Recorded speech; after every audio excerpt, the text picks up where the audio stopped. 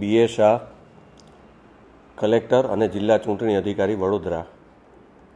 સમગ્ર વડોદરા જિલ્લાના મતદારોને હૃદયપૂર્વક અપીલ કરું છું, વિનંતી કરું છું કે આગામી 7મી મે 2024ના રોજ લોકસભાની સામાન્ય ચૂંટણી અંતર્ગત સમગ્ર રાજ્યમાં અને વડોદરા જિલ્લામાં મતદાનની તારીખ નિર્ધારિત કરવામાં આવેલી છે.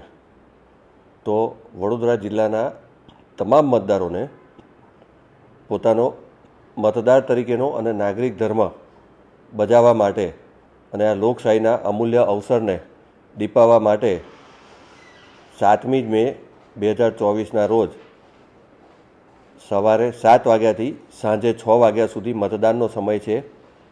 તે સમય દરમિયાન દેશ માટે 10 મિનિટ કાઢીને મતદાન મથક ઉપર જઈને અચૂકપણે મતદાન કરે એવી મારી સૌને નમ્ર અપીલ છે.